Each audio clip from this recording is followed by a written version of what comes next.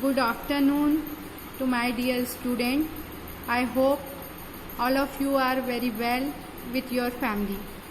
Again, we are starting our new physics chapter, which name is electrostatic. It is your first unit. Now, the first we understand the meaning of the chapter. What is electrostatic? Electrostatic terms can be bifurcated in two parts. The first is electro and second is statics. Now, what is electro? It refers as the electric charge, and statics means at rest. That means electric charge at rest. Or we can say that in this chapter we are dealing with the properties of electric charge which is at rest. Now the first term arises in our mind is what is electric charge? What is electric charge? We can say that it is the fundamental property of the matter. Can you imagine what is the definition of electric charge? All of you heard the name charge, but can you imagine what is its definition? Now the definition of electric charge is that it is the fundamental property of the charge by which the substance can experience the electric force when it is kept in the electromagnetic field. Now in your mind confusion arises that what is electric force, what is electromagnetic field. All these terms we will read in this chapter after this. Now again we are come to the point charge. Now this some basic property of charge. Charge is an scalar quantity. Its SI unit is coulomb and it is represented by the symbol C, and its dimension formula is m0 L0 T8. We can also consider the electric charge as we know the term mass. All of you know the term mass. Mass is again the fundamental quantity of matter. Just like that we can say that the charge is the fundamental property of the matter. All of we know that there are two types of charges. The first one is positive charge and second one is negative charge. We know that like charges are repel each other and unlike charges are attract each other. Or we can say that when the two positive charges bodies or two negative charges bodies comes close to each other, then they will repel by the force of repulsion. And when the two unlike charges, that means one is positive and another is negative. One positive charge body and another negative charge body comes close to each other, then they will attract by the force of attraction. Now we are understanding some basic property of charges. The first one is additive nature of charges. What is additive nature? Additive means sum.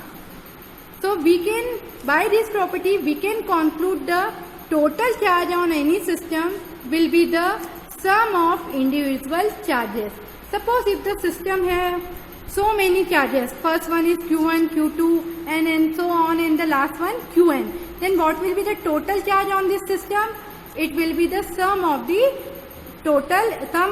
individual charges. This principle also known as the principle of superposition. Now the conservation, second property, conservation of charge. What is conservation of charge? The term conservation means all of we know what is the conservation. Conservation means the charges can neither be created nor be destroyed.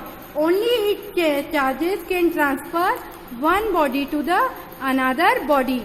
It means any body cannot generate a positive charge or negative charge. Positive charge and negative charge are only transferred from one body to another body. Now the third and very important property of charge is quantization of charge. This property tells us the total charge on any system is the integral multiple of the basic charge. Integral multiple of the basic charge. That means mathematically we can write Q equal to plus minus NE, where N stands for the integer. Integer means any number 1, 2, 3, positive, negative or 0. Any numbers. And E is the basic unit of the charge. What is the basic value of the charge? It is 1.6 into 10 to the power minus 19 coulomb. Now, how can the charge is produced in a body? There are some methods by which the charge is produced on the body. The one of this method is charging by induction. What is the meaning of charging by induction? In induction process, one neutral body is charged by the another charged body without any physical contact. Without any physical contact. How it happen? We will understand this by this example. Suppose there are the first body which is neutral, which is represented in the diagram by A. A body is neutral. We want to this body a charge. How can we charge this body? For charge this body, we brought near a negative charge rod around it. When negative charge rod brought around it, what will happen? At part A of the neutral body, the positive charge comes closer, and at part B, the negative charge will accumulate. The negative charge will accumulate at part B, and the positive charge will accumulate at part A. Why this happen? This happen because negative charges when comes to the neutral body, the positive charge which attract by the negative charge are come closer to the negative charge, and the negative charge which repel this negative charge will accumulate at part B. Now at the third step, we will earthen the B part of the body. Have you heard the term earthen? What is earthen? Earthen means the extra charge on the body can be transferred to the earth by the conductor. By the conductor, the extra charge on the body is negative. So this extra charge is given to the earth by the conductor. Then what will happen? Negative charge's electron goes to the earth and only remain the positive charge. After that, we will remove this negative rod. Then what will happen? At last, the neutral body A will charge by the positive charge. So this phenomena is known as charging by the induction. In this phenomena, you will observe that there is no physical contact of the negative rod to the neutral body. And the second point is, if we want to generate positive charge, then we have to come closer the negative rod to the body, and vice versa. That means if we want to negative charge produce on the body, then the positive charge rod have to come to the neutral body. Now the another one terms conductor and insulators. What is conductors? All of you know conductors. Conductors are those material which have the capacity to pass the electricity. And the insulators are those material which cannot pass the electricity. There are the one new terms comes in the insulator, which is also known as dielectric. Very important term. What is dielectric? Dielectrics are insulators which cannot pass the electricity. Examples of conductors: silver, copper, iron, aluminium. There are so many examples of conductors. And what are the examples of insulator? Glass, rubber, plastic, mica, etc. These are the insulators. Now we are understand that what is the electronic theory of origin of charges. It means how the charges are produced on a body, how it generates. We have read just कि charges cannot produce on a body. It just transfer from one body to another body. How it will happen?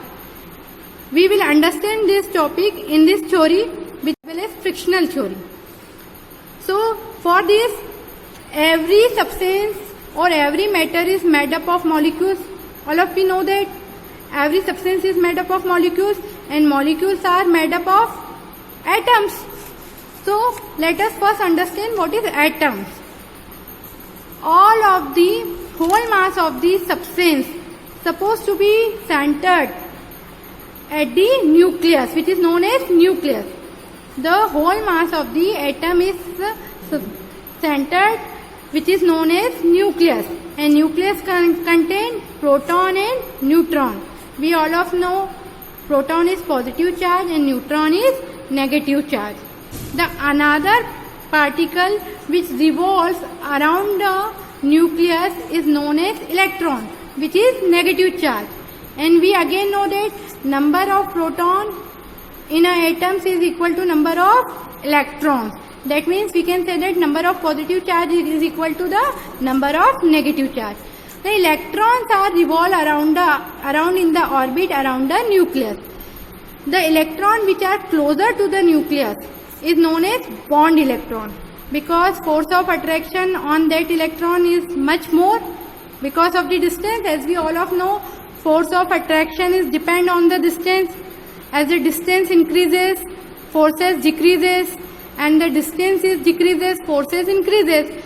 The last electron, which is also known as free electron, it is less bonded by the force of attraction. Now when two substances rub, what will happen when the two substances rub?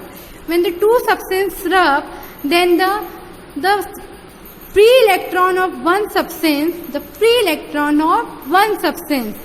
escape the substance and join the another substance. The electron which lose the substance, that substance is known as, that substance gain positive charge, and where the electron join the substance, that substance become negative charge. This is how the charge produced on the body. The body, we can also say that the body lose the electron, become positive. देने वाला हमेशा ऊपर होता है, positive होता है, and जो लेता है वो हमेशा नीचे की तरफ जाता है. That means the body which gain the electron become negative charge. This is how the charges are develop on a body. We can say that positive charge develop, negative bodies, negative charges. So how positive charges produce, how negative charges produce? By this phenomena we can understand how the charges are produced on the body. There are so many examples where the charges are produced. The one of these, when the glass rod is rubbed with the silk cloth, the glass rod become positive charge and silk rod become negative charge. In your book there are table in which some name are given which is positive and another which is negative. Just read it out, and I hope you will understand this topic. In the next topic we will understand the Coulomb's law of charges. Hopefully till that